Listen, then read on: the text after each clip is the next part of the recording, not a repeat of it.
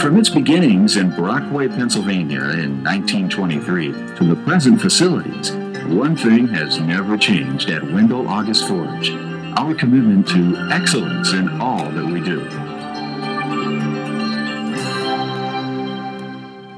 This tradition of excellence began with Wendell August himself. It all started when Mr. August changed the original floor plans of his new home. His new design called for a set of doors with wrought iron latches that matched those at the entrance. Since it would be difficult to find an exact match, August asked one of his blacksmiths, Otto Pisoni, to make duplicates.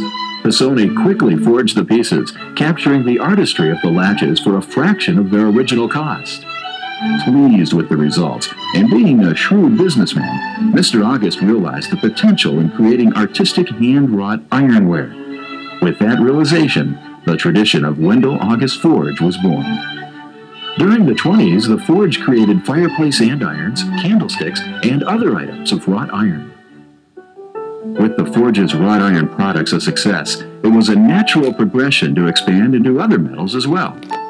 Mr. August and the forge's chief designer, James McCausland, collaborated with the Aluminum Company of America, later to become known as Alcoa, and developed the method for creating hand-wrought aluminum. Thus, Wendell August Forge became a pioneer in hand-forging aluminum. An early piece was the calling card. This intricate design was used by Mr. August as a sample when he called on prospective customers. The piece so impressed Alcoa officials that they hired the forge to research creative uses for aluminum. Later, Mr. August convinced Alcoa to have the forge create hand-wrought aluminum gates for the entrance to their new research facility. The deal was finalized when Alcoa's decision-makers saw a sample portion of the gates designed by Nattel Rossi. Upon completion of the gates, Mr. August presented several Alcoa executives with hand-hammered aluminum trays to express his appreciation for their business. One of these trays caught the eye of Edgar J. Kaufman, owner of the Kaufman department store chain. Impressed with the work, he commissioned the forge to create a die and several plates featuring the design of his home. Orders like the Kaufman die, along with the popularity of the trays handed out to executives, launched the forge into the giftware business. So first of all, let me assert my firm belief that the only thing we have to fear is fear itself.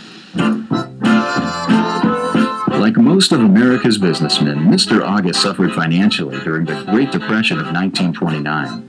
In fact, he lost everything except his blacksmith shop, and even there, business was slow. However, Mr. August, with faith in the nation's recovery, convinced his 6 employees to remain on the job with the promise that they would be paid whenever the company was paid. Their paycheck was 6 months in coming, but the doors of the forge remained open for business.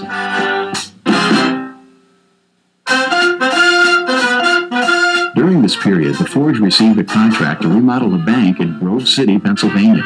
It was a stroke of luck for Mr. August because the bank president offered to finance a new facility, provided the business was moved to Grove City. With financing in hand, Wendell August moved his company to Grove City in 1932. Once in the new facility, the gift line was expanded, and soon fine jewelry stores from Chicago to New York were carrying a line of Wendell August gift items. The fine craftsmanship and quality inherent in the forge's products were also recognized in the Grove City area, and ornate architectural pieces were ordered by area businesses and banks. The 1940s brought change for the forge, for the world. Yesterday, December 7th, 1941, a date which will live in infamy. As World War II raged throughout the world, aluminum supplies were diverted to the war effort. The resultant lack of raw material forced the forge to close. Across town, however, employees opened a small shop called Pine Grove and created pieces that were pressed rather than hand-hammered.